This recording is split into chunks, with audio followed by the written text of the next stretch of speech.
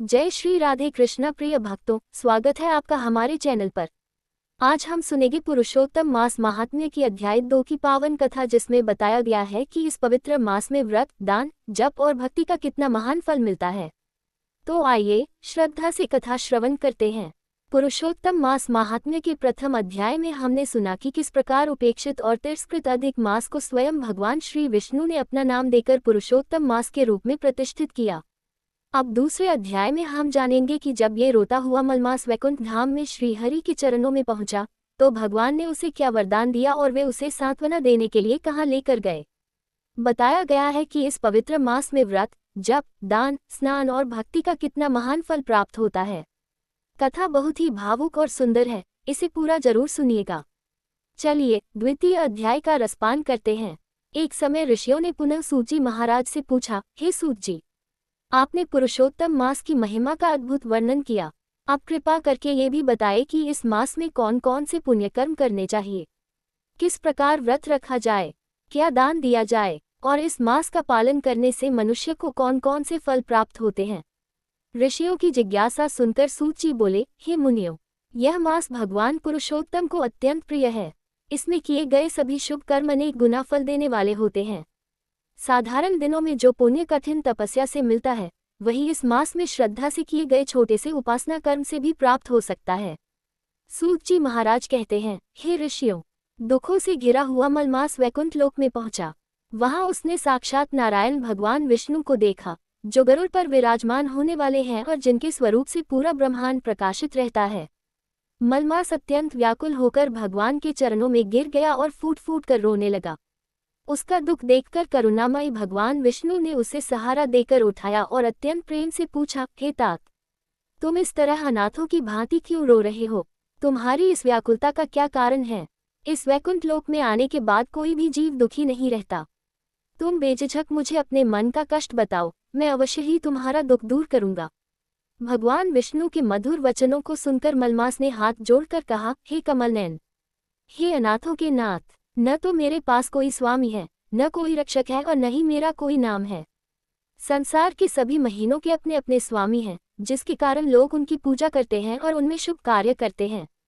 लेकिन मुझे सबने त्याग दिया है। लोग मुझे मलमास यानी अपवित्र महीना कहकर मेरी निंदा करते हैं। संसार का कोई भी मनुष्य मुझमें कोई शुभ कार्य नहीं करना चाहता। इस घोर अपमान को सहने से अच्छा है कि मैं अपने प्राण त्याग दूं। हे प्रभु, मैं मरना चाहता हूँ, कृपा करके मुझे आज्ञा दीजिए या फिर मुझे इस लोकनिंदा से बचाए।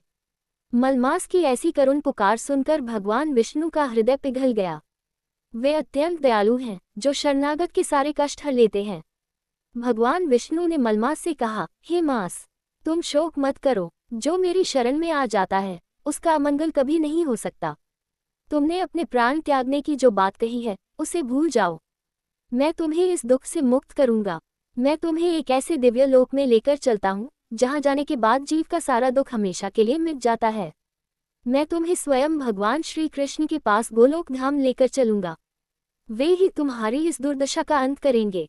सूत जी कहते हैं, ऐसा कहकर भगवान विष्णु ने मलमास का हाथ पकड़ा और उसे साथ लेकर पलक झपकते ही परम पावन गोलोक धाम पहुंच गए, जहाँ स्वयं पूर्ण पुरुषोत्तम भगवान श्री कृष्ण राधा रानी के साथ निवास करते हैं। सूची ने कहा, जो मनुष्य इस पुरुषोत्तम मास में प्रातःकाल ब्रह्म मुहूर्त में उठकर स्नान करता है, मन को शुद्ध रखता है, भगवान विष्णु या श्री कृष्ण का स्मरण करता है, तुलसी जी की पूजा करता है, दीपक जलाता है, कथा सुनता है, मंत्र जाप करता है और सामर्थ्य के अनुसार दान करता है, उस पर भगवान की विशेष कृपा होती है। उन्होंने आगे बताया, इस मास में विशेष रूप से गंगा स्नान या किसी पवित्र नदी में स्नान, भगवान विष्णु का पूजन, गीता, भागवत या विष्णु सहस्रनाम का पाठ, तुलसी पूजन, दीपदान, अन्न, वस्त्र, फल, घी, गौ, सोना या दक्षिणा का दान, ब्राह्मण, संत और गरीबों की सेवा तथा उपवास और संयम बहुत फलदायक बताए गए हैं। सूची ने कहा, जो पुरुष या स्त्री इस मास में एक समय भोजन करता है, सात्विक आहार ग्रहण करता है, विषय विकारों से दूर रहता है, क्रोध, लोभ और निंदा का त्याग करता है और भगवान का नाम स्मरण करता है, उसका मन पवित्र होने लगता है। उसके पूर्व जन्मों के पाप क्षीण होते हैं और उसका जीवन मंगलमय बनता है। ऋषियों ने पूछा, हे सूत जी, यदि कोई व्यक्ति पूर्ण विधि से व्रत न कर सके, तो क्या उसे भी इस मास का फल मिलता है? इस पर सूत जी ने कहा, हे मुनिश्रेष्ठों, भगवान भाव के भूखे हैं। यदि कोई मनुष्य धन, समय या सामर्थ्य के अभाव में बड़ा अनुष्ठान न कर सके, फिर भी यदि वह श्रद्धा, भक्ति और सच्चे मन से भगवान को एक दीप अर्पित करे, एक तुलसी दल चढ़ाए, थोड़ा सा दान दे, हरि नाम का जप करे या कथा श्रवण करे, तो भी उसे पुरुषोत्तम मास का महान फल प्राप्त होता है। उन्होंने कहा, यदि कोई इस मास में केवल इतना भी संकल्प करे कि मैं असत्य नहीं बोलूंगा, किसी का अपमान नहीं करूंगा, जीवों पर दया रखूंगा और हर दिन भगवान का स्मरण करूंगा, तो ये भी पुरुषोत्तम व्रत का एक श्रेष्ठ रूप है। पुरुषोत्तम मास में दान अवश्य करना चाहिए। दान अपनी सामर्थ्य के अनुसार होना चाहिए, दिखावे के लिए नहीं। अन्नदान सबसे श्रेष्ठ माना गया है, क्योंकि इससे प्राणी की भूख शांत होती है। वस्त्रदान, जलदान, गौसेवा, ग्रंथदान, दीपदान और दक्षिणा देना भी अत्यंत पुण्यकारी है। जो मनुष्य इस मास में जरूरतमंदों की सहायता करता है, वह वास्तव में भगवान की सेवा करता है, क्योंकि भगवान हर जीव के हृदय में विराजते हैं। इस पवित्र मास में जो मनुष्य भगवान पुरुषोत्तम की कथा सुनता है, दूसरों को सुनाता है, हरि नाम का कीर्तन करता है, मंदिर जाता है, संतों का सम्मान करता है और मन वचन कर्म से भगवान को प्रसन्न करने का प्रयास करता है, उसे सांसारिक सुखों के साथ साथ अंत में परम गति भी प्राप्त होती है। पुरुषोत्तम मास मनुष्य को केवल धन या सुख देने वाला ही नहीं, बल्कि उसके हृदय को भगवान के निकट ले जाने वाला महीना है। यह आत्मशुद्धि, प्रायश्चित और आध्यात्मिक उन्नति का दुर्लभ अवसर है।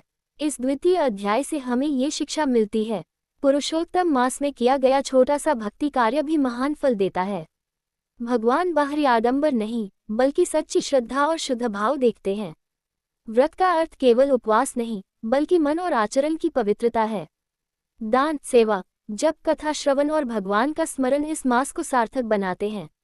जो भक्ति और विनम्रता से इस मास का पालन करता है, उसके जीवन के पाप, दुख और बाधाएं दूर होने लगती हैं। अगर आपको आज की यह कथा आनंदमयी लगी हो, तो वीडियो को लाइक और शेयर करना न भूलें। कमेंट में जय श्री कृष्ण जरूर लिखें। अगले अध्याय की कथा सबसे पहले सुनने के लिए चैनल को अभी सब्सक्राइब करें। बोलिए श्री राधा कृष्ण चंद्र भगवान की जय, पुरुषोत्तम भगवान की जय।